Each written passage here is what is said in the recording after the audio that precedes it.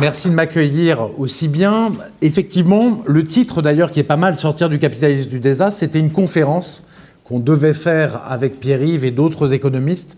Et finalement, il y a eu le Covid, donc tout ça a raté. Donc je me suis dit, faisons un bouquin dessus, parce qu'effectivement, il y a quelque chose derrière.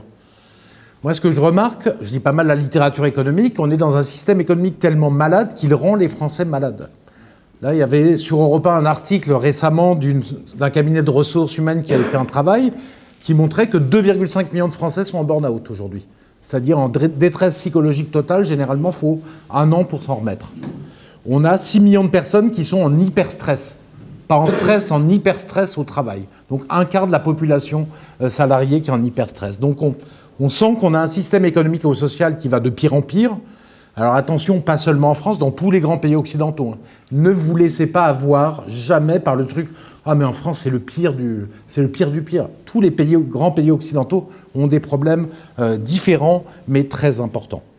Donc voilà, le but c'est de comprendre en profondeur ce qui se déroulait. Alors j'ai voulu commencer par ceci qui est la pyramide de Maslow pour me poser la question « Quelles sont les raisons d'être de l'économie ?»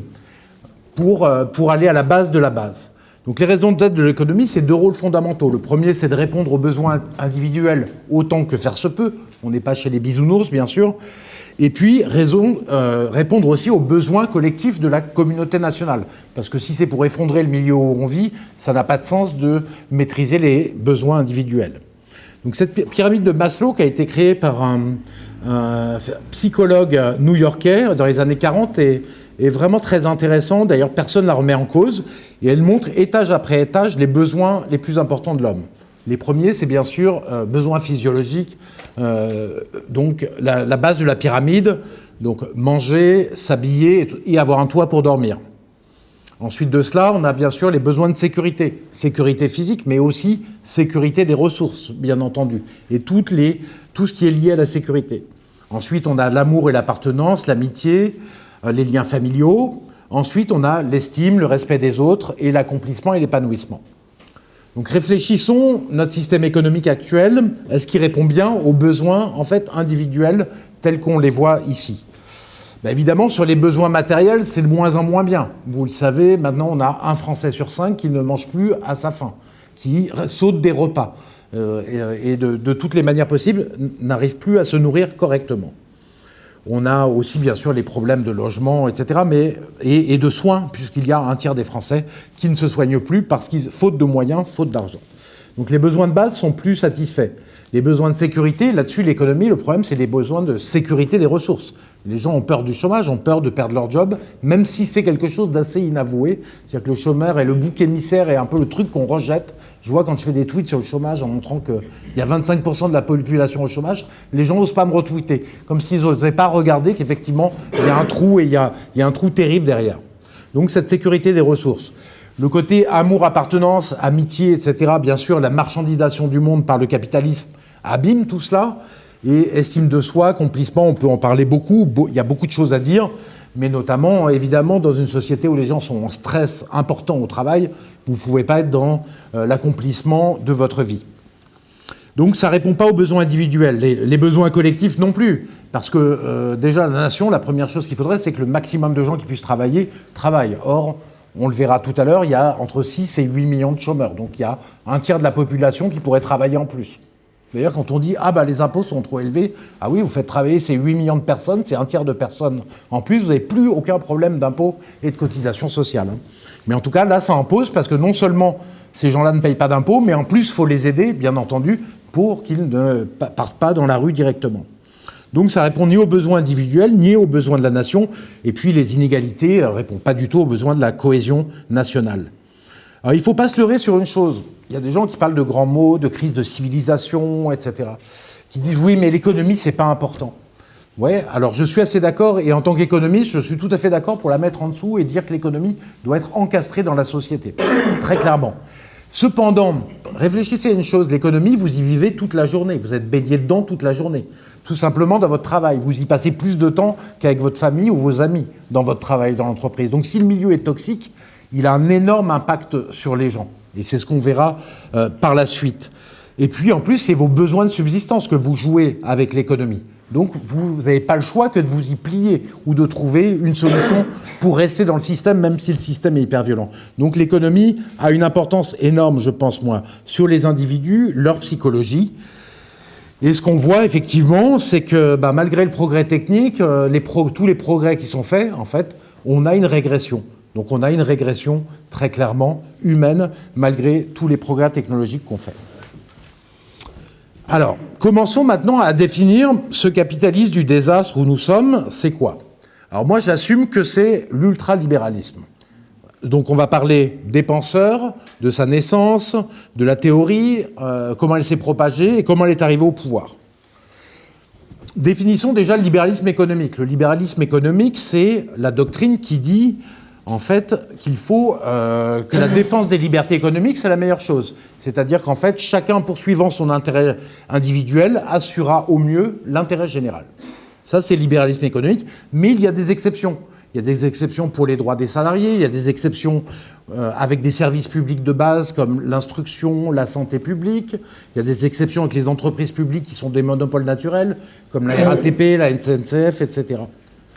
L'ultralibéralisme dans lequel nous sommes, il n'y a pas d'exception. C'est un libéralisme économique chimiquement pur, sans frein, sans contrainte, totalement, et c'est une doctrine complètement radicalisée. C'est-à-dire que c'est le primat de la liberté économique avant tout, sans absolu, sans articulation avec les autres valeurs et principes humains, que chacun ait un niveau de vie à peu près décent, qu'il y ait de l'égalité. N'oublions pas que dans notre devise, il y a liberté, mais il y a aussi égalité, fraternité. L'intérêt général aussi qui doit être pris en compte. L'intérêt supérieur de la nation à d'autres moments. Il n'y a aucune articulation. C'est toujours la liberté économique avant tout. Donc ce qui signifie que pour les ultralibéraux, le marché est parfait, la liberté économique se définit dans le marché, et le marché est parfait, doit être là, en tout domaine, tout doit être marché. Et d'ailleurs, même si le marché n'existe pas, l'État doit le créer. C'est-à-dire qu'à l'hôpital, il n'y a pas de marché, un hôpital public, parce que quand vous êtes au bord de mourir, vous n'allez pas choisir entre un hôpital là et à 100 km. Eh bien, ils ont créé un marché artificiel. D'ailleurs, c'est Castex, notre fameux Premier ministre, qui a fait la tarification à l'activité. Comme ça, on peut compter économiquement si l'hôpital gagne de l'argent ou pas, s'il est meilleur qu'un autre, et faire un faux marché et de la fausse concurrence à l'intérieur de cela. Et leur dire, vous gérez pas bien, il faut que vous gérez mieux. Autre chose que je voulais signaler, une petite digression, on parle toujours de liberté, qui est un terme positif. Mais en fait, la liberté, en vieux français, on avait un vocabulaire plus étendu, on parlait de liberté ou de licence. La licence, c'est dans la définition du Larousse, c'est une liberté excessive qui tend au dérèglement moral. Et là, on est dans la licence. C'est pour ça qu'on est un peu dans la confusion. Pourquoi vouloir restreindre une liberté, quoi? Non, la licence, c'est une liberté excessive. Alors concrètement, qu'est-ce que c'est cet ultralibéralisme? Qu'est-ce qu'il demande? Il demande premièrement que les services publics de base soient détricotés, voire démantelés. Il demande que les entreprises publiques qui, elles, assurent le service public comme des autoroutes, d'EDF, etc., soient privatisées et qu'il y ait de la concurrence. Il demande le maximum de déréglementation dans les laboratoires médicaux, pour les notaires, pour les huissiers. Alors toutes ces réglementations ont chaque fois un sens quand on va voir de près. Et donc le minimum de règles, le maximum de jungle économique. Puisqu'on a la déréglementation totale, la finance, en fait, elle va passer de mise au pas et au service de la société sous le gaullisme à au-dessus de la société et maîtresse de l'économie et de la société, évidemment. Puis la liberté économique, elle doit être totale, aussi avec l'étranger. C'est-à-dire qu'il faut un libre-échange avec même les pays à bas salaire, même avec la Chine, même si ça vous fait mal, que ça délocalise vos industries et que ça détruit votre économie. Le travail aussi, en fait, on parle de marché du travail. Et les mots ont un sens. Quand on parle de marché du travail, ça signifie que l'homme s'échange sur un marché comme un objet. En fait, on prend l'homme comme un objet, on le réduit à un objet, alors que ce n'est pas possible. On parle aussi, bien entendu, de baisse d'impôts, et comme ce sont les plus riches qui payent des impôts, quoique c'est pas si simple que ça, mais c'est baisse d'impôts pour les plus riches. Je veux dire, le système est tellement puissant, tal de propagande, que vous croyez que les impôts augmentaient. Mais en 1980, l'impôt sur le revenu, il était à 64%. Dans les années 60-70, même sous le gaullisme, 64%. On est à 45%. Mais tous les types de droite, effectivement, vous disent « Ah, les impôts, ils ont augmenté, c'est horrible ». L'impôt sur les bénéfices, il était à 50%. Il est à 28%. Mais la France n'était pas exceptionnelle. Hein. L'impôt sur le revenu aux États-Unis était à 70% à l'époque. Et l'impôt sur les bénéfices était au même niveau qu'en France. Voilà. Donc on a eu des réductions très fortes d'impôts, mais spécialement pour les plus riches. Et puis la liberté doit être totale, liberté de circulation des capitaux, et comme c'est total et que c'est un dogme, y compris vers les paradis fiscaux. Vous voyez que c'est vraiment un dogme et une idéologie, puisqu'il faut appliquer l'ultralibéralisme, même si ça fait mal, même si c'est une bêtise absolue, comme la liberté de circulation des capitaux avec les paradis fiscaux. Il suffirait de l'interdire, tout simplement. C'est un peu un dogme comme le communisme fut un dogme. Le communisme, c'était une idée, la propriété collective des moyens de production va assurer le bien-être de l'humanité. Là, c'est la liberté économique la plus totale, va assurer en fait le bien-être de l'humanité. Et bien entendu, les rejetons dont on a très peur aujourd'hui, puisqu'on voit leur danger, le capitalisme financiarisé, mondialisé, sont le fruit de cette doctrine de liberté économique avant tout. Hein. Finance dérégulée et liberté, libre-échange. Alors il y a des gens qui disent que l'ultralibéralisme, ça n'existe pas, c'est du libéralisme économique. Non, pas du tout, parce que le libéralisme économique prévoit des exceptions quand l'ultralibéralisme n'en prévoit pas. C'est la grosse différence. Moi, je ne suis pas contre le libéralisme, le marché dans plein de domaines, avec une régulation de l'État si ça déconne, mais pas en tout domaine. L'autre chose, c'est qu'on vous dit en France, il n'y a pas d'ultralibéralisme quand l'impôt est élevé. Bon, déjà, on a vu que l'impôt a beaucoup baissé, notamment l'impôt des plus riches. Mais surtout, si vous voulez, le filet de protection sociale française, c'est la concession de l'ultralibéralisme à un pays, la France, qui a dans son titre liberté, égalité, fraternité. Sinon, ça ne fonctionnerait pas. Et le penseur Friedrich Hayek l'avait compris. Il disait aux plus puissants, il disait, mais surtout, gardez un filet de protection sociale pour éviter que les miséreux ne se révoltent et ne mettent à bas notre système dont vous profitez.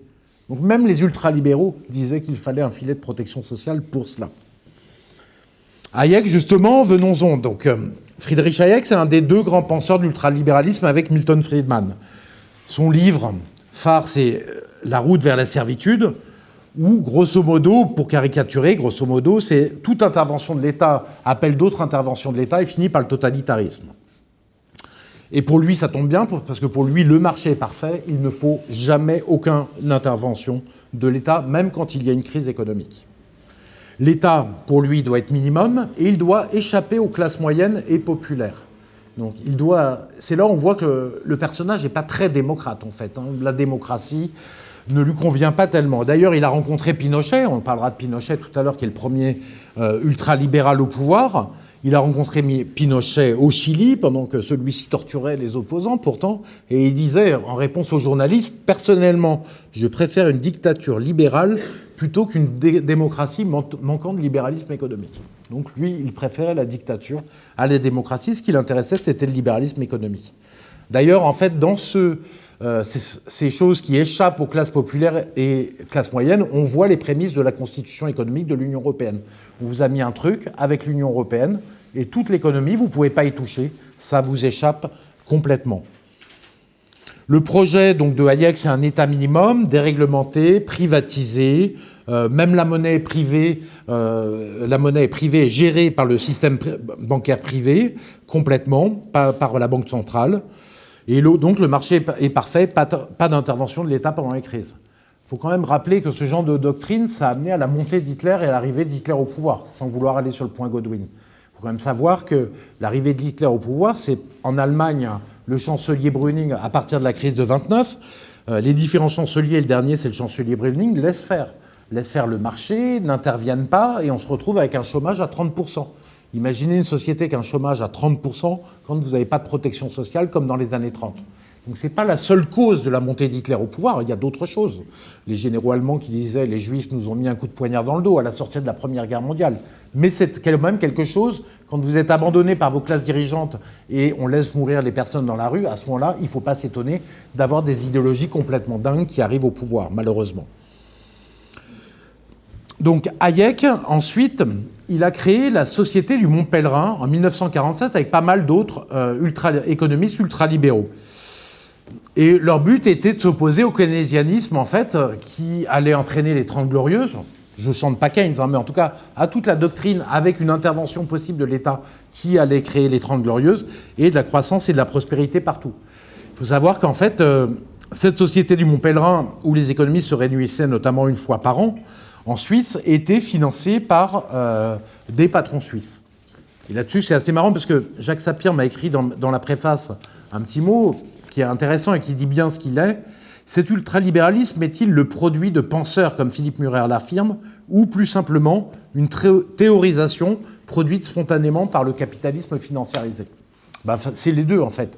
Il y a les penseurs qui sont là, et il y a les capitalistes qui comprennent bien leur intérêt, qui financent ces gens-là, et surtout qui vont leur donner le moyen de propagation et de diffusion de leurs idées. Parce qu'il faut quand même dire que leurs idées sont extrêmement excentriques. C'est des pensées totalement radicalisées. Comment ont-elles pu pénétrer aussi profondément? Alors il y a un moyen, c'est qu'en fait, parmi eux, il y avait donc Friedman et Hayek qui ont tous les deux reçu le prix Nobel, et 6 autres qui ont reçu le prix Nobel. Ça, je l'ignore pourquoi, mais en tout cas, ils sont considérés comme des génies, et ça a créé une influence assez forte parmi les élites occidentales.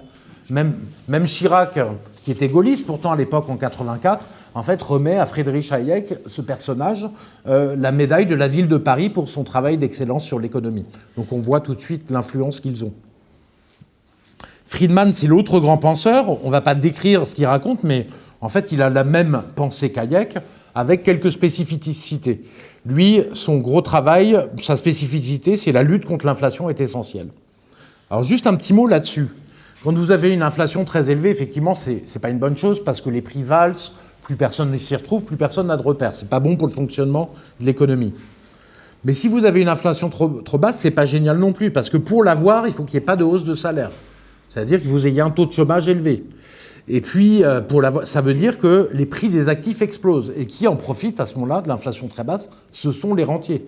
L'immobilier explosif, comme on le voit aujourd'hui avec des taux très bas et une inflation très basse, et la bourse explosive. Vous voyez, le Dow Jones, qui représente les plus grandes valeurs américaines, a quand même fait x35 depuis 1980. x35. C'est gigantesque, et cela, c'est aussi en partie dû en partie à cette inflation basse. L'idéal pour les classes populaires et moyennes, pour la société en général, c'est une inflation ni haute ni basse, qui est moyenne 3, 4, 5, 6% maximum. Parce que là, ça veut dire que vous laissez les salaires augmenter, au lieu de les casser dès qu'ils augmentent par une hausse des taux. Vous avez moins de chômage puisque ça ne pose pas de problème en enchaînement prix-salaire. Et pour les rentiers, ce n'est pas une bonne chose, mais pour vous, c'est une bonne chose. Parce que les prix de l'immobilier sont moins chers. Quand vous avez des taux d'intérêt à 7%, c'est très bien pour vous qui voulez acheter un bien immobilier. Pourquoi les prix s'ajustent à ce moment-là et vous l'achetez en 15 ans, vous empruntez à 15 ans. Emprunter à 20 ans, ça ne change rien. Par contre, quand les taux sont à 1% comme aujourd'hui, vous dites c'est bien des taux bas. Oui, mais en fait, ça fait monter les prix et vous empruntez sur 30 ans. Donc dans un cas, vous payez à 10-15 ans votre bien immobilier, en 10-15 ans d'effort. Dans l'autre cas, c'est en 30 ans ou 35 ans.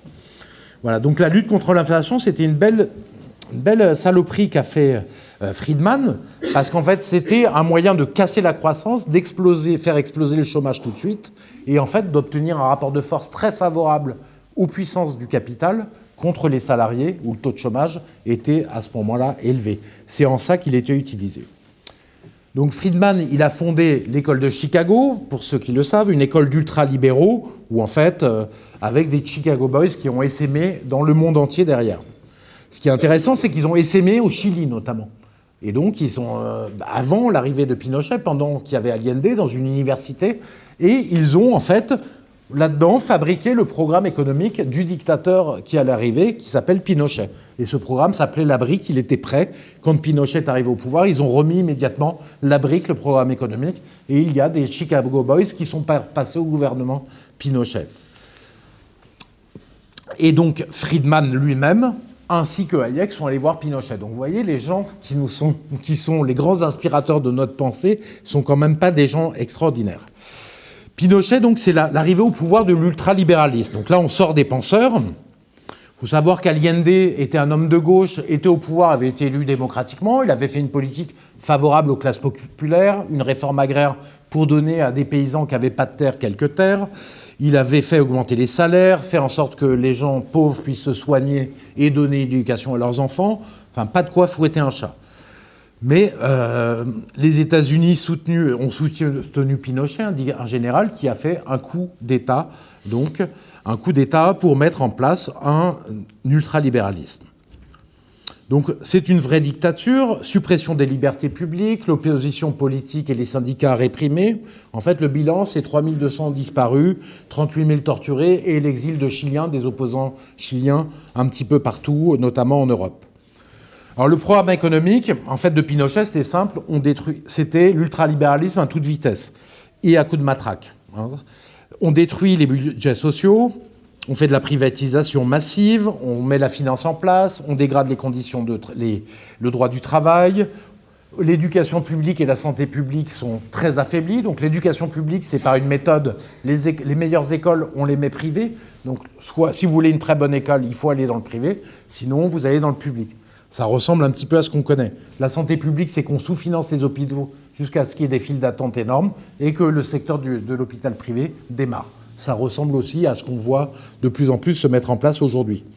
Il met en place les retraites par répartition. Aujourd'hui encore, les Chiliens ont du mal à se soigner, ont du mal à éduquer leurs enfants et ont du mal à avoir une retraite décente. Par capitalisation, pardon. Voilà, donc enrichissement des plus riches, appauvrissement des autres, chômage qui monte à 20%. Et en fait, pas plus de croissance ou pas moins que soit Allende ou ensuite.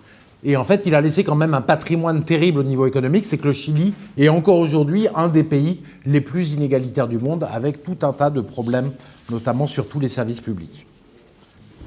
Alors donc, Pinochet, c'est le premier, c'est assez amusant, parce qu'en fait, Pinochet, enfin c'est pas amusant, mais Pinochet met l'ultralibéralisme à toute vitesse à coup de matraque. Et en fait, ce qu'on regarde, c'est la fin de l'ultralibéralisme qui est mise en place par Macron, se fait aussi à coup de matraque.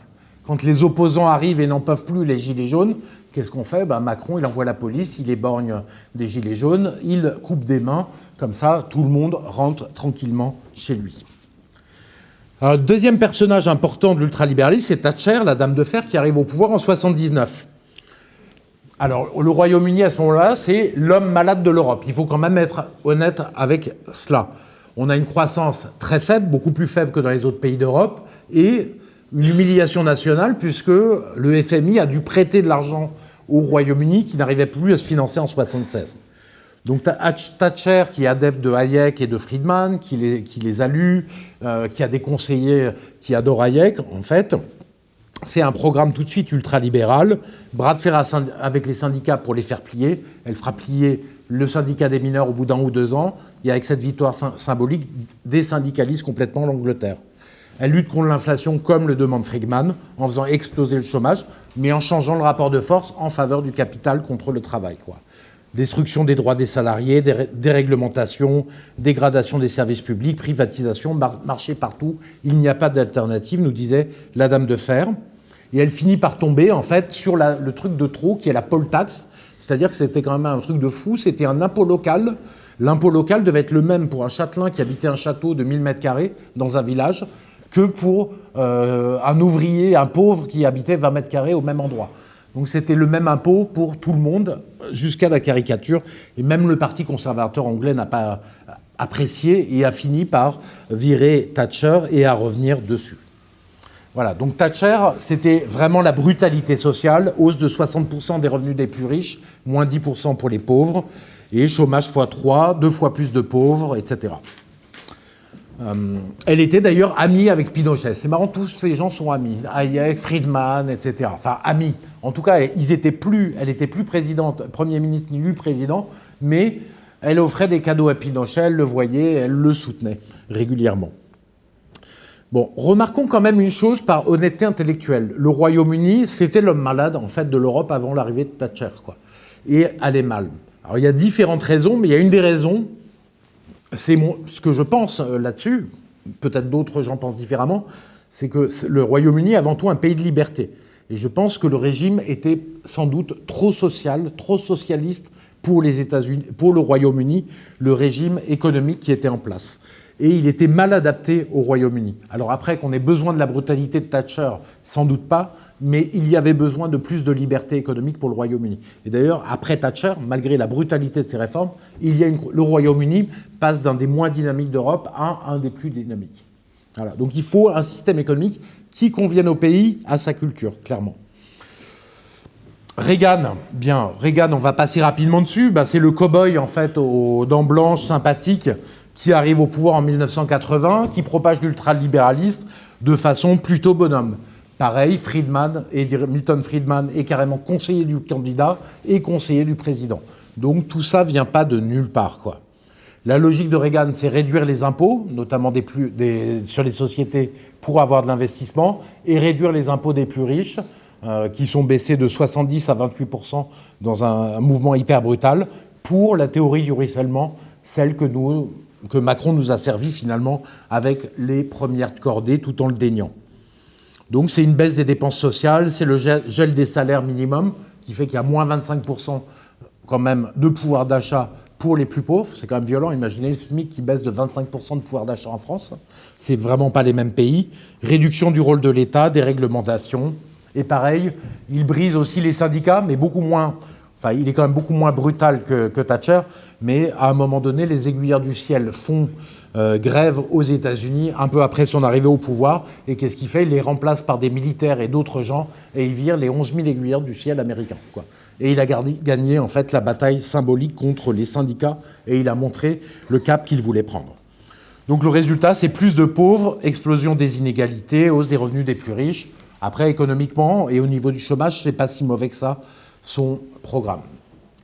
Alors passons maintenant à la propagation des idées ultralibérales. Donc là, elles sont passées de Pinochet, mais bon, ça c'était un laboratoire en fait, de l'ultralibéralisme. Mais après, quand ça passe dans les puissances anglaises et américaines, qui sont quand même d'immenses puissances culturelles, forcément ça a de l'impact. Donc, comment c'est passé effectivement en Europe ? Alors en France, moi j'étais jeune à cette époque-là, j'avais 15 ans, 13, 15, 20, jusqu'à 20 ans dans cette époque-là. Les Français avaient horreur des idées, il faut bien savoir, de Thatcher et de Reagan. Ils regardaient ça absolument avec horreur. Il y avait une résistance de la population, mais il y avait même une résistance des politiques qui n'étaient pas d'accord avec ça, et du gouvernement. Après, on a eu la malchance d'avoir un certain Mitterrand au pouvoir. Bon, peut-être que ça n'aurait rien changé. Mitterrand arrive en 81, il fait un programme socialiste, plan de relance, hausse des salaires, amélioration des retraites, nationalisation des banques. Le problème, c'est qu'il le fait à contre-courant des autres pays. Et surtout, il le fait sans avoir le courage de dévaluer suffisamment la monnaie, le franc, qui en avait besoin. Et tout ça parce qu'il y avait déjà la préparation de l'euro à l'époque, avec le système monétaire européen, où les monnaies n'étaient pas complètement accrochées, mais il y avait des fourchettes de fluctuation des monnaies. Et donc, comme il fait ça à contre-courant et sans demander la dévaluation nécessaire dont on avait besoin, eh bien, il se retrouve avec une situation moyenne en 83. Puis finalement, Mitterrand cède, fait un tournant de la rigueur de l'austérité, celui que dénonce souvent Michel Onfray, et il mise tout sur l'Union européenne. En gros, c'est la France est notre passé, et l'Union européenne, l'Europe, est notre avenir. Alors, il est un peu embêté parce que l'Union européenne est complètement bloquée à ce moment-là. Oui. Votre écran s'est désactivé au niveau du... D'accord. Alors, je vous remercie. Merci beaucoup. Ça sera pour juste après. Donc, l'Union européenne est bloquée. En fait, on n'arrive pas à faire l'Europe politique. C'est normal, on est allé au bout du fonctionnement de l'Union européenne. Les gens rêvent d'une Europe politique, mais les peuples ne veulent pas d'Europe politique, ne veulent pas être gouvernés par des dirigeants européens. Et les gouvernements n'ont plus envie de donner leur pouvoir à des gouvernements européens. Donc tout est bloqué. Qu'est-ce qui se passe ? Mitterrand dit il faut passer quand même, et Delors a l'idée de faire l'Europe par le marché. Delors a quand même une influence absolument gigantesque sur ce qui s'est passé aujourd'hui. C'est un socialiste. Et en fait, il fait en 85, il lance le marché unique, c'est-à-dire toutes les libertés dans l'Europe, une Europe du marché, liberté de circulation des capitaux, y compris avec les paradis fiscaux, qui étaient à l'intérieur de l'Union européenne, liberté de circulation des marchandises et des services, bien entendu, donc le libre-échange total et le marché unique, et liberté de circulation aussi des personnes qui conduiront au travail détaché et à l'impossibilité de gérer l'immigration. Après ça, il y a Maastricht, l'euro-monnaie unique pour le marché unique qui se met en place. Voilà, les services publics qui doivent devenir des marchés européens, parce qu'il faut faire l'Europe coûte que coûte par le marché, voilà, et le libre-échange. Donc on a un cocktail ultralibéral qui est absolument sans retour pour la France, qui est mis en place comme cela. Et après, plus personne ne contrôle rien et plus personne ne peut revenir en arrière. Il y a clairement un effet cliquet très fort. Donc l'Union européenne va propager finalement l'ultralibéralisme et l'imposer même en Europe pour les 35 ans à venir à partir de ces quelques décisions. Alors, j'aimerais bien vous montrer la violence avec laquelle ça a bougé. Vous avez raison de me prévenir parce que l'ordinateur est long à redémarrer. Bon, je vais continuer 2 secondes et je vais vous montrer... Ah, voilà. J'aurais dû désactiver ça. Alors, regardez à quelle vitesse. Ça, c'est le pouvoir d'achat des ménages français. Donc, la hausse de ce niveau de vie. Vous voyez, en fait, la période des années 55 à 75, il y a un enrichissement de 1,3% par an des ménages en moyenne. Et en fait, d'un coup, tout ça s'effondre et on passe à un truc où on est à 0,3, 0,4%. Encore, on verra qu'il y a même des baisses de niveau de vie parce que les statistiques sont un peu trafiquées.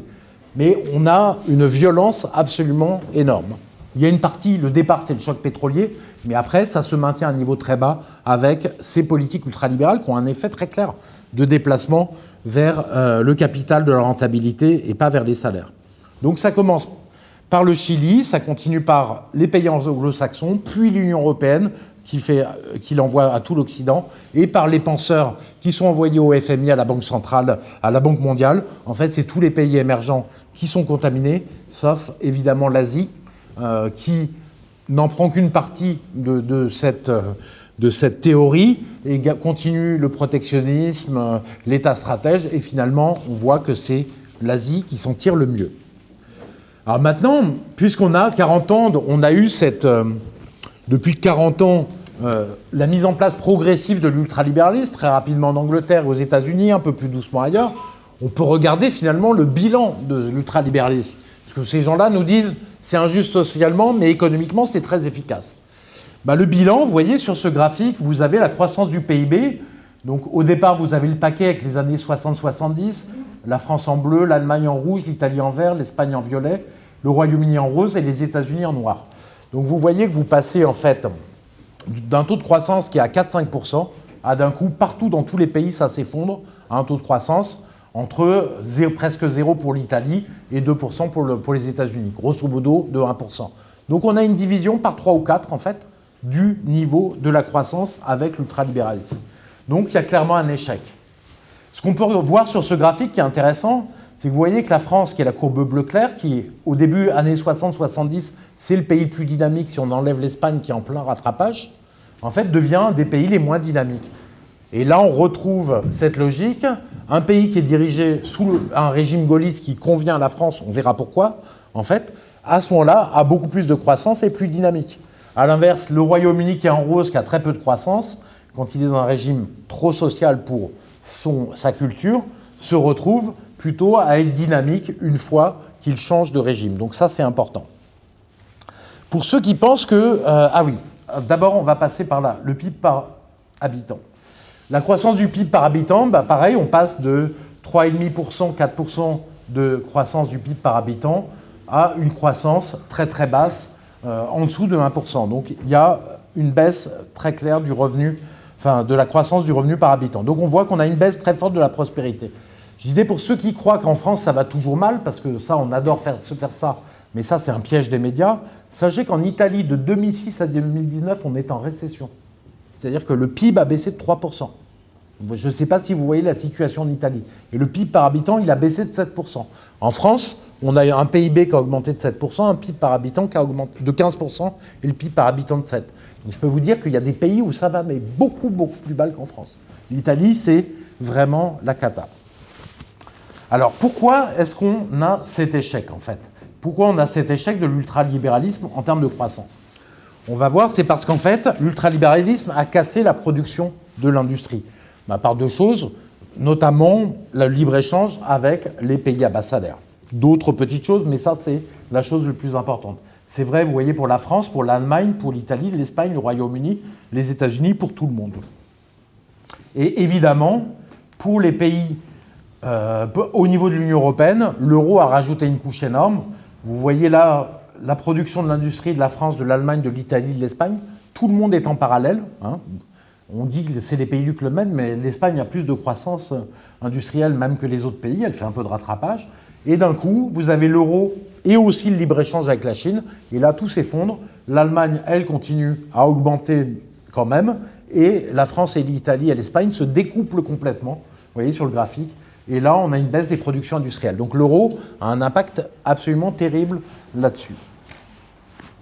Alors il y a quelque chose de vraiment très intéressant. S'il y a un truc que je veux que vous devez retenir sur cette intervention, c'est ça.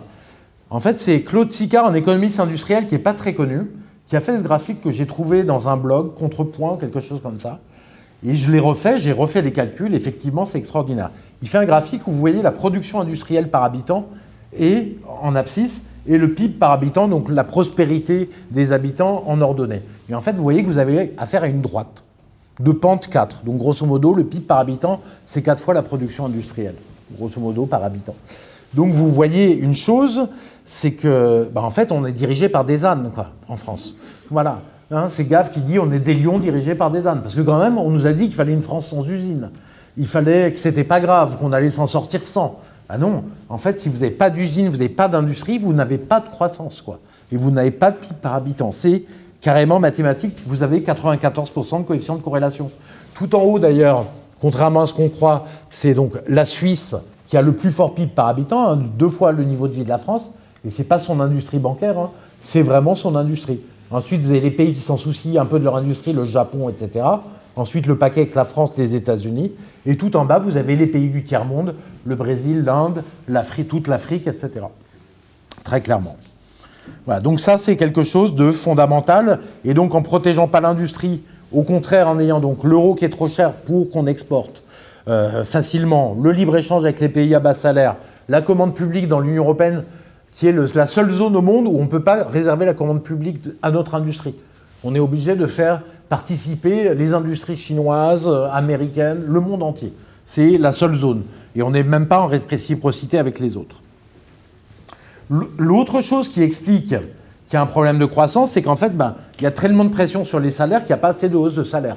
Donc vous avez la productivité qui augmente en fait dans tous les pays, dans toutes les zones de l'Occident. Simplement, donc c'est ça la productivité qui crée de la croissance. Il y a des gens, une personne va pouvoir produire plus. Et c'est dans l'industrie que ça se passe d'ailleurs, essentiellement et pas très peu dans les services. Eh bien, ça va vous permettre de produire plus et d'avoir plus d'offres. Il faut donc avoir de la demande. Mais s'il y a tellement de pression sur les salaires que les salaires n'augmentent pas, eh bien, vous n'avez pas de demande et vous avez un déséquilibre. Et donc, vous manquez de croissance. Voilà pourquoi, en fait, dans le monde occidental, on manque de croissance. Et voilà pourquoi ces différences entre l'offre et la demande, finalement, elles se résorbent en faisant de la dette publique ou de la dette privée pour essayer de faire partir la croissance qui a beaucoup de mal. Donc, mais c'est la deuxième chose qui fait qu'on a un problème de productivité. Alors, il y a plein de graphiques dans le bouquin pour aller loin, hein, mais là on est dans une conférence, donc je n'ai pas dû tout faire ça. Mais parlons quand même un tout petit peu d'inflation. Vous voyez que l'inflation, en fait, donc là on le voit en France, en Allemagne, etc. Alors là vous voyez une chose, c'est que l'Allemagne est un pays complètement à part. Vous voyez, c'est le deuxième paquet.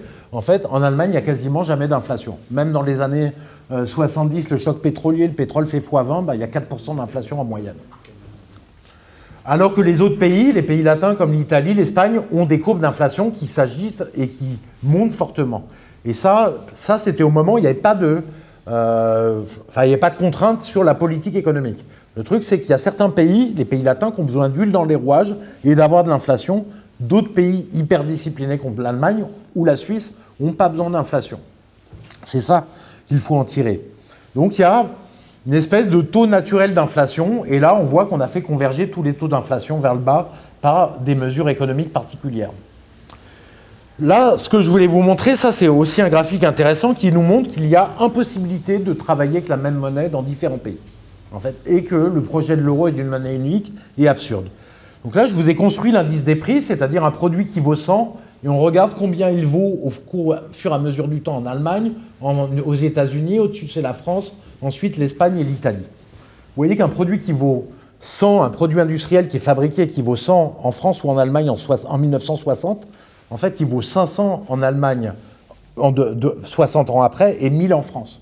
Donc l'industrie française a fermé, puisque son prix, elle n'est plus du tout compétitive, le prix est le double du prix allemand. Je simplifie, mais c'est exactement ce qui se passe. Et n'en parlons pas pour l'Italie, l'Espagne et la Grèce, ça serait encore plus élevé.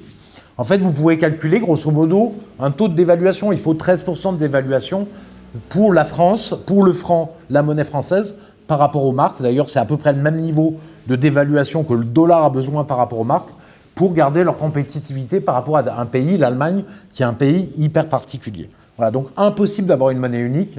Et évidemment, ça s'explique à cause de ces problèmes de divergence d'inflation. Et si vous voulez casser l'inflation, vous cassez les croissances dans ces pays d'autant plus. Donc il n'y a pas de solution pour cela. Juste 2-3 graphiques pour déminer quelques fake news des médias.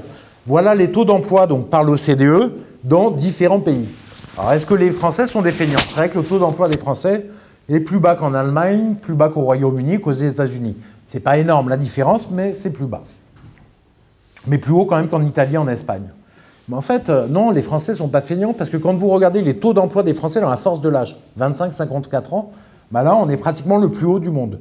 Il n'y a que l'Allemagne qui nous dépasse. Pourquoi, en fait, on a des problèmes où on manque d'emploi? C'est parce que les patrons virent les plus de 50-55 ans. Vous voyez que là, vous passez à des taux d'emploi très très faibles pour la France en bleu clair, où ils ne prennent pas les jeunes assez tôt dans le travail. On a aussi un problème comme ça. Voilà. Dernière chose, les ultralibéraux nous disent, on va regarder leur bilan sur la dette publique, ils nous disent, nous, on gère bien les deniers de l'État, contrairement aux autres, aux gaullistes et à tous les autres. Eh bien, en fait, la dette publique, en 1980, au début de l'ultralibéralisme, elle est à 20% du PIB en France et à peu près pareil au même niveau dans tous les pays d'Europe et les États-Unis. Qu'est-ce qu'on voit? En ayant laissé gérer les ultralibéraux selon le système ultralibéral, la dette est à 120% du PIB en moyenne. Voilà. Ils ont fait x4. Donc l'échec est total. Alors on peut l'expliquer, c'est un peu plus complexe comme mécanique, mais en tout cas, ils ne savent pas gérer la dette publique, ils se foutent de nous quand ils disent « nous savons gérer les deniers publics ». Donc en conclusion, on a un système économique ultralibéral qui nous divise la croissance par 4, qui détruit l'industrie qui est la clé de la prospérité, et par le libre-échange et par l'euro et d'autres mesures, et donc qui est catastrophique. Il crée plutôt du chômage dans les pays latins et plutôt de la précarité dans les pays anglo-saxons. En Allemagne, par exemple, où on voit qu'il y a un taux d'emploi très fort, il ne faut pas oublier qu'il y a 7 millions de personnes qui sont des sous-citoyens. Ils ont des mini-jobs à 450 € par mois et sans sécurité sociale. Voilà. Évidemment, vous pouvez le faire en Allemagne, pays discipliné. En France, ça va moins bien se passer. Voilà. Voilà ce qu'on pouvait dire là-dessus. Alors passons maintenant, donc un système qui est aussi inefficace, aussi injuste socialement, aussi inefficace économiquement, évidemment pour perdurer, il a besoin d'une propagande forcenée et de mensonges d'arracheurs de dents. Et les mensonges, j'ai en effet carrément une partie parce que c'est intéressant de déminer tout ça. Donc voilà la liste des mensonges qu'on nous explique. La bonne gestion de la dette publique, c'est nous. On vient de voir certainement pas.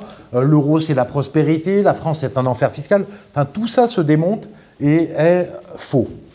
Alors, on n'a pas le temps de tout voir. Donc, dans la conférence, je vais vous en montrer 2. Donc, il y a plein d'emplois vacants, paraît-il, en France. Donc, le patronat et les journalistes vous disent qu'il y a 200 000 emplois vacants, mais quelle honte, alors qu'il y a plein de chômeurs qui devaient prendre ces emplois vacants. Alors déjà, en fait, quand vous regardez, la France, c'est le pays européen où les emplois vacants sont les plus bas. C'est 2 fois plus bas que la moyenne européenne. Donc pas de chance, premier élément de comparaison, ça ne se passe pas très bien. En plus, on a 200 000 emplois vacants par rapport à 6,8 millions à peu près de chômeurs, dont 3,8 millions qui sont sans indemnité. Donc on pense que s'il y a vraiment des emplois vacants, ils ont tout intérêt à le prendre. Bien entendu, ça reste une goutte d'eau. Mais surtout, quand vous regardez, en fait, en France, il y a 26 millions d'embauches par an. 26 millions d'embauches. Pourquoi? Parce qu'en fait, il y a plein de CDI, il y a plein de CDD aussi. Et des CDD 1 mois, 2 mois, 3 mois. 26 millions d'embauches par an. Et les emplois vacants dont vous parlent les éditorialistes, ce n'est pas des CDI. Hein. Ils vous font croire que c'est des CDI. Non, c'est des CDI et des CDD. Vous pouvez aller voir sur la définition des emplois vacants, sur Pôle emploi et tout ce qu'ils en racontent. Et donc, en fait, les emplois vacants, c'est donc 1% des offres d'emploi. 19% des offres d'emploi en France trouvent preneur. Donc vous voyez le niveau de la fake news. Et alors il y a un doctorant très intéressant qui a fait un boulot, dont je me suis inspiré, je vous redonne ses conclusions. Il est allé voir dans les emplois vacants ce qui se passait. Il dit déjà 90% des emplois vacants ont une offre, il y a une offre, mais le patron n'est pas content de l'offre. Bon, ça c'est une chose, mais en tout cas il y a des offres. L'autre chose, c'est que ces emplois vacants, parfois, donc il est allé fouiller, il dit moi souvent j'ai trouvé des trucs 2 heures par semaine, nettoyage industriel à 10 €. Évidemment, la personne qui cherche un job, elle va plutôt chercher dans les CDI que dans les CDD, elle va peut-être pas regarder. Et puis si vous avez 2 heures de CDI à 20 € en fin de semaine, déjà il faudrait que ce ne soit pas une femme qui a des enfants, qui va devoir faire garder ses enfants. Il faut qu'elle se déplace et qu'elle paye le déplacement d'une manière ou d'une autre. Enfin, tout ça, vous voyez, ça reste quand même tout à fait relatif. Donc tout ça est une immense fake news montée par les journalistes, en fait, tout simplement. Et moi, je vais vous dire, les chefs d'entreprise, par contre, peut-être que vous en avez entendu, eux aussi nous font dans la fake news. J'ai plein d'amis, ils me disent « Mais il y a plein d'emplois vacants, je ne comprends pas. Les Français sont des feignants. » Alors, vous discutez avec eux et vous allez... Donc, je lui dis, donne-moi un exemple. J'ai une amie qui travaille dans la dépollution, elle me dit, voilà, j'ai un chef de... J'arrive pas à trouver de chef de chantier. Je dis, ah bon, et pourquoi? Bon, c'est vrai que les chefs de chantier, c'est assez demandé. Elle me dit, oui, on donne 200 € de prime, il doit se déplacer, certes, et puis il n'y a personne qui veut venir. Alors, quand vous fouillez, vous vous rendez compte qu'ils sont basés à Lyon, ils doivent se déplacer dans toute la France. Donc, ça, en fait, c'est un poste d'un type qui doit bosser 6 semaines à Lille, 6 semaines à Strasbourg, 6 semaines à Marseille, 6 semaines à Bordeaux. Donc en fait, il n'est jamais chez lui, il ne peut pas voir ses copains. S'il a une famille, il ne voit pas sa famille. Et tout ça dans un métier où il y a plein d'offres et pour 200 balles de prime par mois. Désolé, mais je veux dire, évidemment que ça ne marche pas. En fait, il préfère aller bosser chez un concurrent qui, lui, est plus gros et je régionalise et il pourra aller travailler à 150 km de chez lui. Point. Quoi, voilà. Bien sûr qu'il y a des métiers très pénibles que font les gens. Par exemple, sur les plateformes pétrolières, il y a des gens qui vont bosser. Mais dans ce cas-là, ce n'est pas 200 € de prime par mois que vous avez. Vous voyez, vous êtes payé, vous bossez 15 jours de suite, vous ne voyez pas votre famille, et les gens, ils sont payés 10 000 € par mois. Mais il y a une mentalité, en fait, d'esclavagiste qui est en train de s'imposer de plus en plus chez les chefs d'entreprise. Je vous donne cette anecdote, mais il y en a plein d'autres. Elle nous a raconté une bêtise ce week-end-là en expliquant qu'elle était énervée, qu'il fallait payer telle personne tant. On se rend compte qu'en fait, c'était la convention collective qui l'imposait. Donc même respecter la loi, ça leur fait mal, quoi. Voilà. Donc franchement, c'est assez incroyable. Pareil, elle nous dit « Ah, j'ai eu un salarié, mais incroyable ce salarié, c'est fou. Il m'a fait une alerte au bout de 3 semaines où il est arrivé. » Il dit « Ah bon ?» Il dit oui, en fait, il avait raison. Je l'ai envoyé sur un chantier de dépollution et c'était un bordel sans nom. Ils n'avaient pas d'équipement et c'était hyper dangereux. Vous voyez donc. Mais c'est vraiment, ils sont très, très étonnants. On est vraiment dans une mentalité très particulière. Juste, la deuxième chose que je voudrais décrypter, le deuxième truc, c'était au niveau du chômage. En fait, on vous explique que le taux de chômage est à 8%. Ça, c'est l'INSEE qui sort ça. Alors, sachez que c'est déjà un sondage, et que ce sondage, moi, j'ai été sondé là-dessus. Ça met à peu près une demi-heure, 3/4 d'heure de questions avant d'avoir la bonne réponse. Le problème, c'est que vous voyez, vous avez 25 millions de salariés, 8% de chômage, donc 2 millions de personnes au chômage. Le problème, chez Pôle emploi, il y a déjà entre 3,5 millions et 4 millions de personnes au chômage selon les trucs. Et c'est des gens qui sont vérifiés par Pôle emploi. Donc, vous voyez qu'il y a un énorme bug déjà. En plus de ça, ça c'est la catégorie A, mais il y a d'autres chômeurs, catégorie BCD. En fait, vous avez 6,8 millions d'emplois, 6,5 millions d'emplois en catégorie ABCD contre 2 millions à l'INSEE. Donc là, on est vraiment dans le délire. Et si vous regardez sur le long terme, vous avez une divergence totale des courbes. C'est-à-dire que les courbes des taux de sondage INSEE et Pôle emploi étaient les mêmes. Et puis là, on a un écart de 4 millions de personnes maintenant, quoi. Voilà. Donc on vous explique que le chômage n'existe pas parce que sinon, ça serait... afficher, accepter l'échec total du système. Le vrai taux de chômage, en fait, il se situe autour de 20-25% en France. Il y a une personne sur 4 qui est au chômage et certainement pas 8% des personnes. Même l'Institut économique Xerfi, qui est un institut privé, reconnaît que maintenant les économistes n'arrivent plus à créer de l'emploi par leur politique économique, mais ils savent maintenant bien maquiller les chiffres du chômage. Alors, on a un capitalisme du désastre donc, qui est en train de se mettre en place, avec une économie française. Donc parlons maintenant plus spécifiquement de l'économie française, mais c'est vrai dans toutes les économies occidentales. Donc qui est en pleine déroute, donc avec une croissance qui est maintenant une des plus basses relativement basse à 1% par an. L'Italie, c'est encore pire. L'industrie, la clé de la prospérité, est en déroute. L'agriculture, qui est un des piliers de la France, on était en excédent commercial agricole, ce qui est normal, vu nos terres et la place qu'on a en France. On est maintenant en déficit commercial sur l'agriculture si on enlève le produit de luxe qu'est le vin. Et vous le voyez dans les étals, de toute manière, vous n'avez de moins en moins de fruits et légumes français, ça se voit dans les statistiques, on perd des parts de marché tout le temps. On a des services publics qui sont démantelés, donc les services de base, éducation, pas seulement pour une question d'argent, mais ne payer les profs de moins en moins bien, de plus en plus proche du SMIC, que ce soit à l'école ou à l'université, c'est un problème majeur. Vous avez l'hôpital qui est détricoté en termes de santé publique, on le voit maintenant de plus en plus, les retraites qui sont de plus en plus éloignées. Édouard Philippe, l'ancien Premier ministre, il parle de 67 ans, d'autres parlent de 64. On a des entreprises publiques qui sont privatisées, SNCF, EDF. EDF privatisé, en fait, ça fait augmenter, alors que le prix n'aurait pas dû bouger, de 70% le prix de l'électricité. Juste parce que tout ça est un énorme bordel européen privatisé avec de la concurrence, fausse concurrence, ça fait exploser les prix. Les aéroports, la poste. Et tout ça, c'est des choses que vous payez beaucoup plus cher. Tous ces services-là n'étaient pas chers. On m'a dit, les billets de train, là, depuis le post-Covid, ça s'est envolé à un niveau stratosphérique, quoi. Donc, ces services publics, on le paye. Mais c'est aussi un atout de la France pour la compétitivité qu'on perd aussi. On a donc un chômage explosif à 25% à peu près de la population. Un niveau de vie qui est censé augmenter, nous dit l'INSEE. En fait, il baisse de plus en plus. Alors, vous regardez les gilets jaunes, vous disiez, nous, on n'arrive plus à finir nos fins de mois. On a le niveau de vie qui baisse. D'ailleurs, pour arriver à le faire augmenter, je ne sais pas si vous avez remarqué, mais les ultralibéraux, ça se mord la queue, c'est-à-dire que maintenant, c'est l'État qui paye le SMIC à la place des entrepreneurs. Alors ça, les ultralibéraux ne gueulent pas quand on leur paye les salaires pour les salariés. Mais la prime pour l'emploi, c'est en fait, il y a jusqu'à 150 €, donc 15% du SMIC qui est payé maintenant par l'État. Et en fait, toutes les hausses du SMIC, dernière hausse du SMIC, c'est l'État qui les paye. Donc on a un niveau de vie qui baisse. Pourquoi ? Parce qu'en fait, l'INSEE traficote aussi ces données. Elle dit que l'inflation, en fait, l'immobilier ne compte que pour 6% de l'inflation. Qui a, dans ses salaires, dépense 6% pour l'immobilier. Bon, n'en parlons pas à Paris. Bon, c'est toute une technique. Il y a une autre technique, l'effet qualité, qui fait qu'il minore les chiffres d'inflation. Et donc, même, il n'y a pas que les gilets jaunes qui le disent, 60 millions de consommateurs a fait un travail dessus. Il y a entre 2009 et 2014, l'INSEE annonce une hausse de niveau de vie des Français. On a une baisse de niveau de vie de 4% des Français pour eux. On a une dette publique aussi qui a explosé. Et en fait, les seuls gagnants, finalement, dans cette France en déroute, ce sont 38 000 foyers.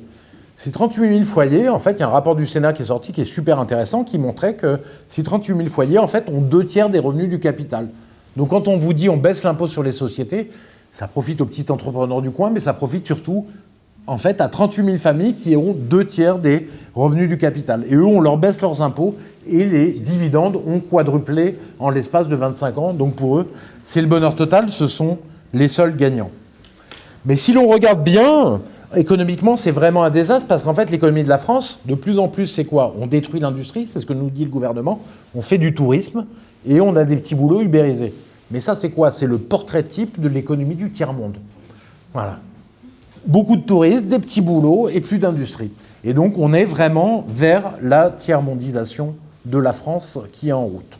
Et tant qu'on restera dans l'Union européenne, on est dans les présidentielles, on ne pourra pas redresser l'industrie, puisqu'on ne peut pas sortir de l'euro, pas sortir du libre-échange, on ne peut rien faire sur la commande publique, donc on restera dans la tiers-mondisation. Alors c'est là où je dépasse un peu, on dépasse l'économie pour aller sur d'autres problématiques. C'est que non seulement donc, on a une économie en pleine déroute, mais on a une économie qui est devenue une économie de prédation. On le voit quand on voit que les gens sont en hyper-stress. Ça veut dire que les gens sont pressurés et que c'est une prédation dans les entreprises ou en burn-out. On l'a vu avec les suicides à France Télécom. Le patron de France Tel a été condamné à 1 an de prison. Et c'était juste parce qu'en fait, il avait dit, voilà, les salariés passeront par la porte ou par la fenêtre. Voilà. C'est cette violence-là qu'on a. Et vraiment, les juges sont allés juger et ils lui ont mis de la prison. Et je pense en fait, il faisait du harcèlement moral jusqu'à ce que les mecs partent. Donc il y en avait qui se suicidaient au passage, quoi. Voilà. Mais il y en a eu chez Renault, il faut savoir qu'il y en a chez les infirmières. L'État aussi est terrible. Chez les infirmières, chez les policiers, c'est un autre mode de gestion, de gestion financière austéritaire. Alors cette économie de prédation, elle se fait de 2 manières. D'une manière un peu technique, mais qui est vraiment importante, c'est par la finance. En fait, il y a un mécanisme complètement pourri qui n'a pas été régulé, et quand en économie, l'État ne régule pas, en fait, là, il se passe des choses pas possibles. ce sont les stock options. Alors les stock options pour les startups, moi j'ai pas de problème. Pour les petites entreprises où on fait un pari, les jeunes ils bossent ensemble, ils ont un projet, j'ai pas de souci. Par contre pour les grandes entreprises c'est catastrophique parce que une entreprise vous avez 3 corps. Vous avez les salariés qui ont un intérêt, le dirigeant dont le but est de faire vivre l'entreprise à long terme tout en ayant une rentabilité, la développer, et les actionnaires. Avec les stock options, vous fusionnez en fait les actionnaires et les PDG. Maintenant, les PDG, en fait, le discours des actionnaires, c'est alors on te met PDG, d'accord? Mais alors il y a 2 choses l'une. Soit tu fais pas monter le cours de bourse et t'es viré, soit tu fais monter le cours de bourse et là, grâce à tes stock options, tu gagnes quelques millions de dollars. Et certains, à Apple, c'est 200 millions de dollars qu'il a pu gagner, Tim Cook, le PDG d'Apple, hein, qui ne l'a pas fondé. Donc ça crée quoi? Ça crée en fait que l'entreprise est complètement assujettie à la finance pour toujours plus de rentabilité. Et ça a des effets, alors dans le bouquin je le décris, puis je le connais parce que j'ai pas mal d'amis qui bossent dans des grosses boîtes, ça a des effets absolument désastreux, où on pressure les salariés, il y a une perte de sens totale, et ça finit par la médiocratie la plus totale. Il faut savoir quand même que Boeing ne sait plus fabriquer un avion. Le dernier avion qu'ils ont mis sur le marché, en fait, à cause de cette pression financière, ils n'ont pas voulu changer le fuselage, alors que tous les ingénieurs leur disaient non, il nous faut des plus gros moteurs, donc il faut un fuselage différent. Ils ont dit on ne peut pas, cours de bourse oblige. Ils ont fait le B737 MAX, il est tombé 2 fois, et donc ils ont dû attendre 2-3 ans avant de le recommercialiser avec des dizaines de milliards de dollars de pertes. Et on est en vrai système de médiocratie. C'est-à-dire que ce que vous entendez sur les ondes, la médiocratie en politique, c'est-à-dire il est devenu insupportable d'écouter 3/4 des personnages politiques, c'est vrai aussi dans les entreprises, quoi. Voilà. Ceux qui sont dans les grandes entreprises le savent. Alors les conséquences de ça, c'est formidable. Aux États-Unis, qui est quand même, c'est l'endroit où il y a les stats, mais c'est surtout le pays de tous les excès, le salaire des PDG américains a fait x14 depuis 40 ans. Pendant ce temps, là, le salaire des salariés de base a fait plus 10%. Donc vraiment, les Américains, ils se sont fait vraiment truffer à ce niveau-là. L'autre système, mais ce n'est pas qu'une question d'argent, c'est une question de détérioration de la qualité de vie. Et puis, ça met en place des process complètement dingues. Il faut savoir que dans les grandes entreprises, je vous donne quand même l'anecdote pour vous montrer. Dans les grandes entreprises maintenant multinationales, quand vous êtes en France, vous avez des sites en France et vous voulez avoir accès aux ressources humaines, il faut faire un ticket mondial de ressources humaines. Donc ça passe en Inde. En Inde, à ce moment-là, ils le traitent, ils voient qu'ils n'arrivent pas à le traiter, et après ils repassent en France et et c'est les dirigeants, les Français qui doivent faire la chose. Vous voyez, ils n'ont même plus le droit de parler directement à leurs ressources humaines françaises. Non, il faut que ça passe par des process mondiaux qui coûtent énormément d'argent et de stress aux gens, et qui sont absurdes. Il y a aussi les LBO qui sont une catastrophe et qu'il faut absolument interdire. Les LBO, c'est quoi? C'est en fait un groupe de financiers qui s'endettent pour acheter une entreprise, en fait. Donc ils font monter les cours de bourse et ils évincent la valeur des boîtes, ils évincent les entrepreneurs. Mais surtout, maintenant, les pratiques sont complètement délirantes. Le LBO de Picard, les types s'étaient beaucoup endettés pour acheter la boîte, mais en plus, ils sont versés de tels dividendes exceptionnels tout de suite qu'ils ont remboursé l'argent qu'ils avaient mis de leur poche.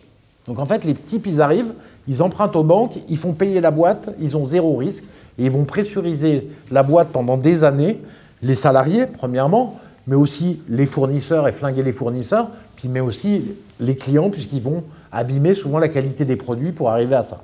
Donc on est en pleine prédation. La prédation, donc on a aussi, bien entendu, l'État qui fait des choses équivalentes avec l'austérité, qui détruit les salariés, les infirmiers à l'hôpital, les médecins, tous les personnels soignants, la police aussi.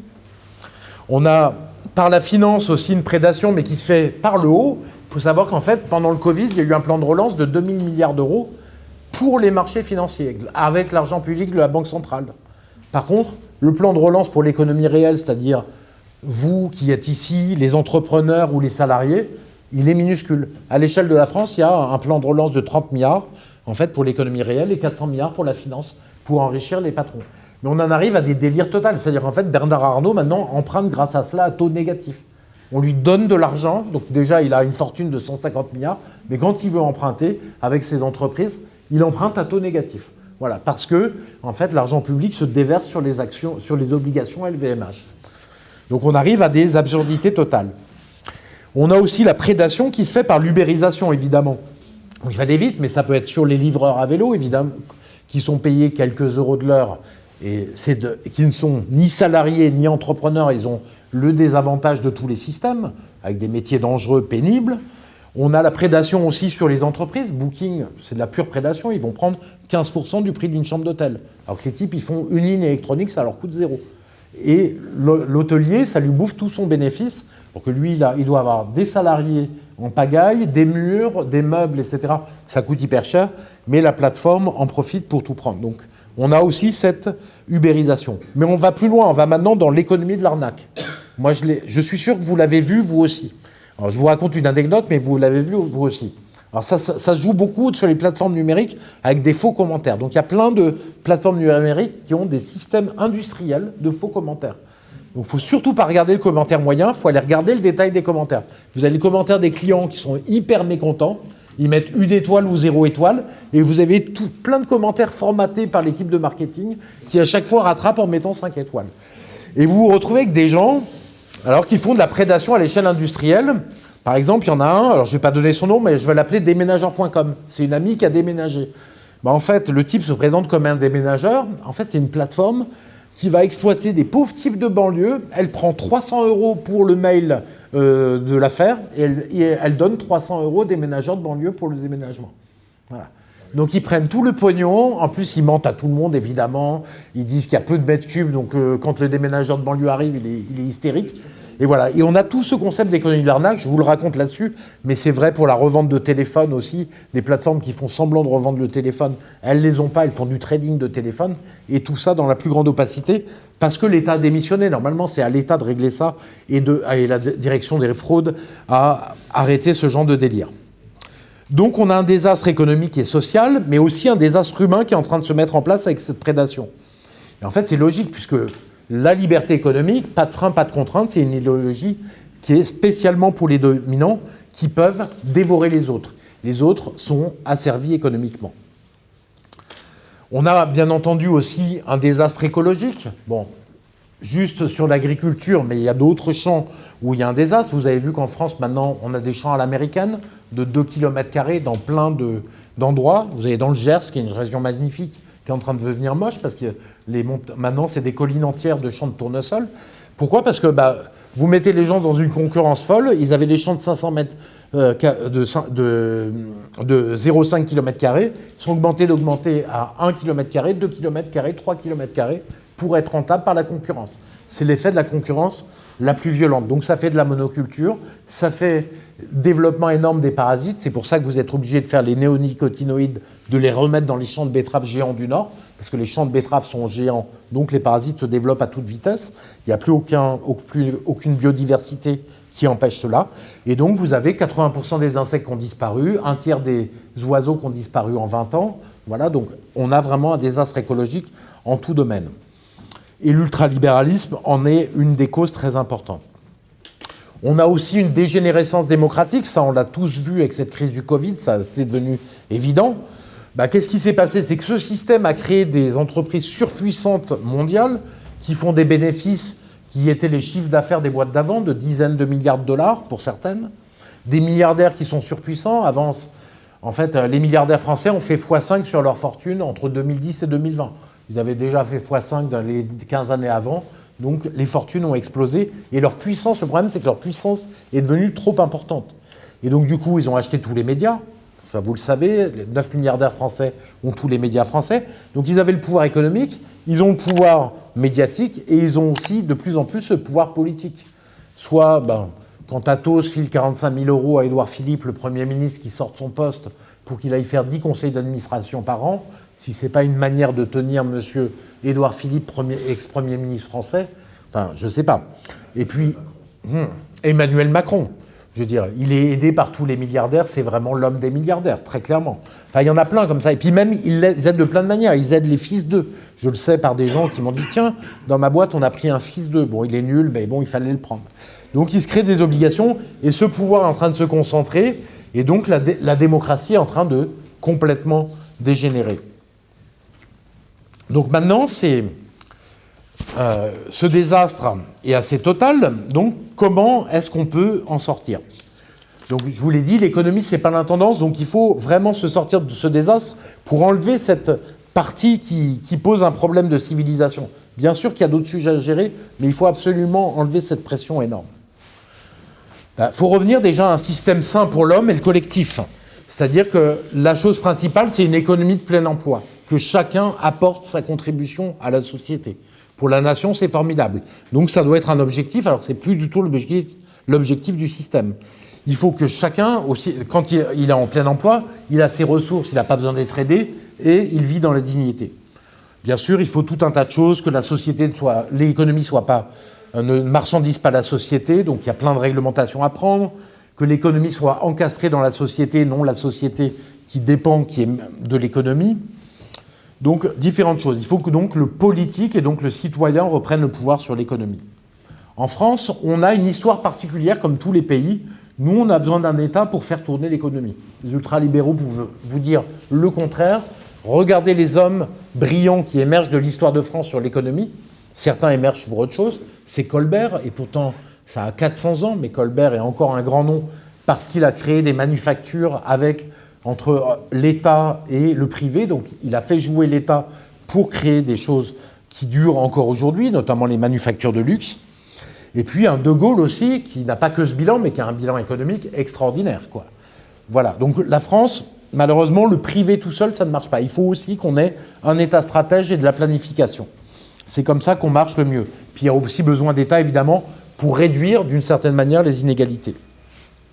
Le préalable, évidemment, c'est sortir de l'Union européenne, puisque l'Union européenne, c'est elle qui définit la politique économique, on ne peut pas la toucher. Ça, vous l'avez tous compris. Voilà. Donc, le type de programme qu'il nous faut, bien entendu, c'est d'abord la lutte pour le plein emploi et pas la lutte pour l'inflation en premier. Ça, c'est une arnaque, l'histoire que l'inflation doit être basse, c'est mauvais pour les pauvres. Non, c'est exactement l'inverse. L'inflation trop basse est mauvais pour les classes moyennes et populaires. Il faut évidemment développer à fond l'industrie, donc faire exactement l'inverse de ce qu'on a fait. C'est la clé de la prospérité. Par la planification, par l'État stratège, par un protectionnisme intelligent, par une commande publique réservée aux entreprises françaises et pas vers le monde entier, par un marquage aussi, bien entendu, de où sont fabriqués le produit. Il faut mettre au pas la finance de plein de manières différentes. On sait faire, mettre au pas les banques pour qu'elles ne prêtent plus à la spéculation, mais à l'économie réelle. On savait très bien faire tout ça. Là, je ne vous l'invente pas, je reprends les recettes des gaullistes des années 70, 60-70. On mettait des coefficients de réserve, c'est-à-dire quand on prêtait dans les marchés financiers, ça coûtait très cher aux banques en termes de fonds propres, alors que quand vous prêtiez, la banque prêtait à l'économie réelle et à des PME, ça lui coûtait beaucoup moins cher. C'est hyper simple.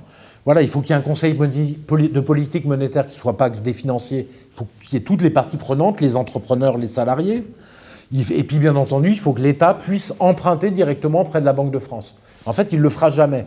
Mais juste le fait que l'État puisse emprunter à la Banque de France, ça dit aux financiers, en fait, l'État n'est pas sous la tutelle de la finance. Il a toujours les moyens d'avoir de l'argent s'il en a besoin et pas cher. Il n'aura même pas besoin de l'utiliser. Juste le fait d'avoir cette arme fait que les financiers, ça les désarme et que l'État n'est pas sous la tutelle de la finance. Bien sûr, il faut définanciariser par le bas, avec donc tous ces problèmes de stock option et de LBO, c'est fondamental. Il faut remettre des services publics à niveau, les relégitimer, effectivement, sans que ce soit dépenser des fortunes, mais ils ont clairement toute leur importance pour réduire les inégalités. Si vous n'avez pas d'instruction et de santé publique correcte, les pauvres et les classes moyennes basses ne pourront pas soigner ni éduquer leurs enfants. Ce n'est pas possible.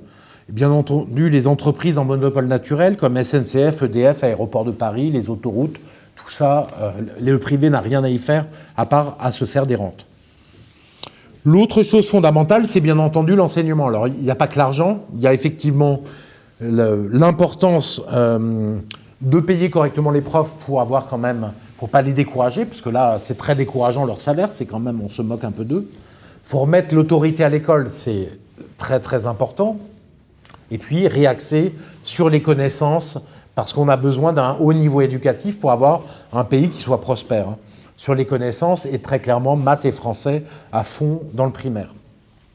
On a un problème en France, peut-être pas qu'en France, mais on a un problème, c'est qu'il faut valoriser les métiers techniques.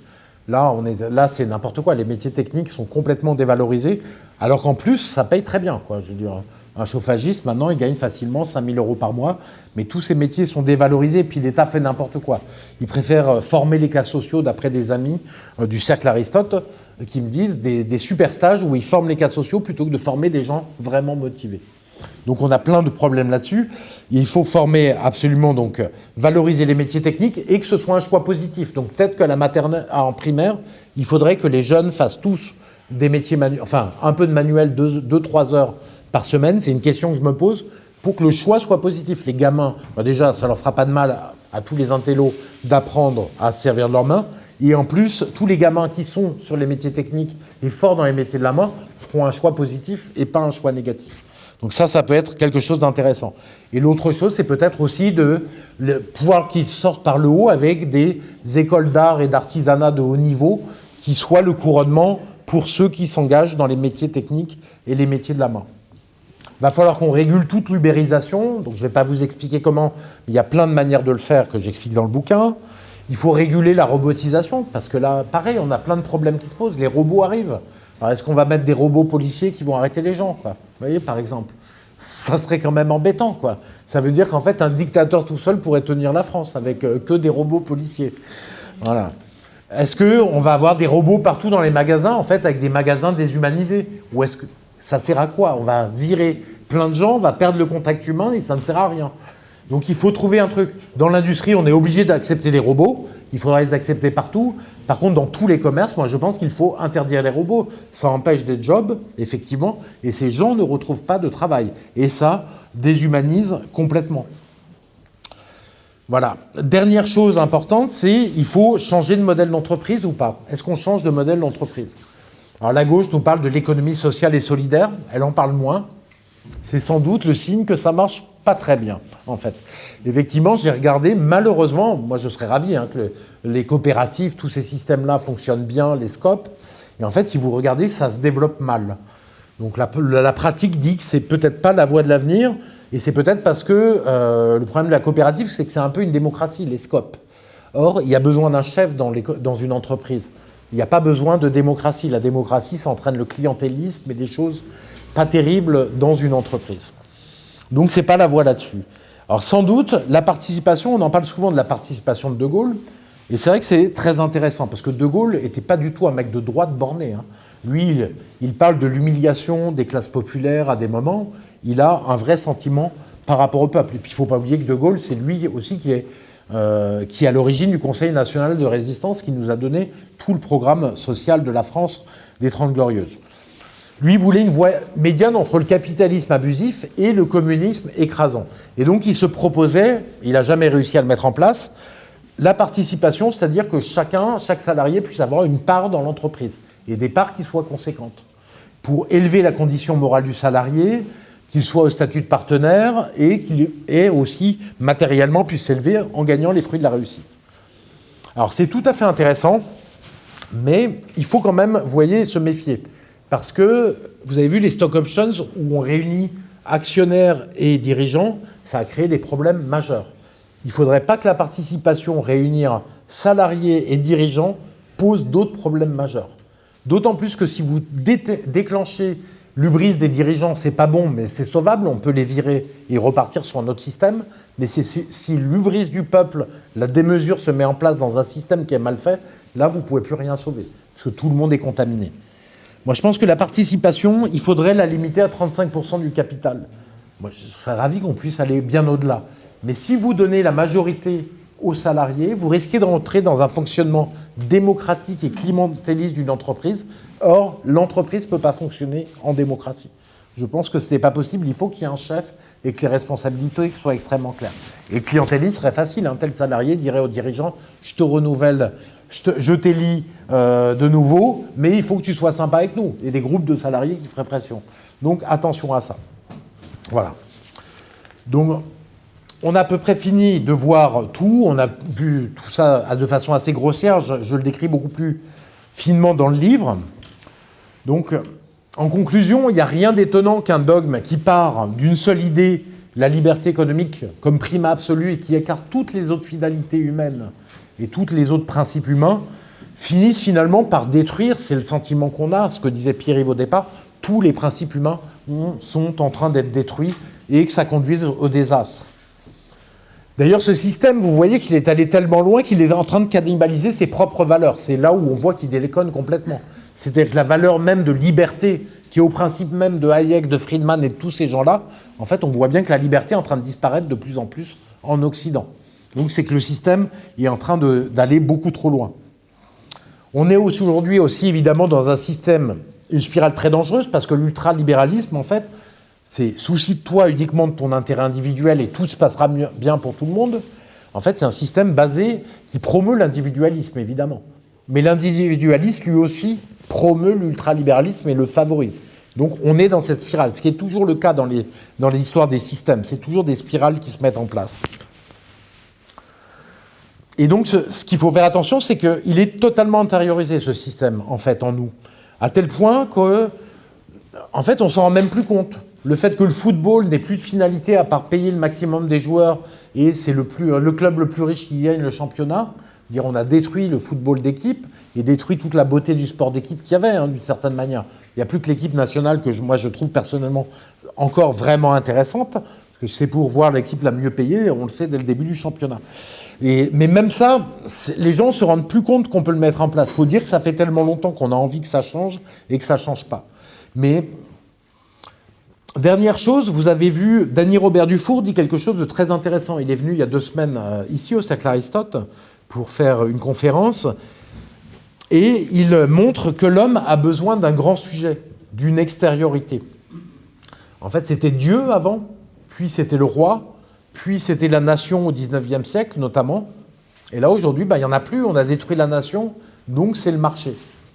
Donc déjà, la nation, ça serait un grand sujet qui serait intéressant, parce que le marché qui domine tout et qui demande tous les 10 ans des rites sacrificiels que sont les réformes structurelles, augmenter l'âge de la retraite, détruire tout le système social, c'est pas quelque chose de formidable.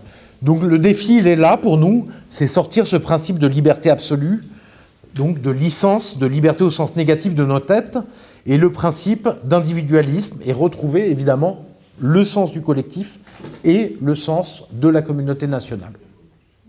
Je vous remercie.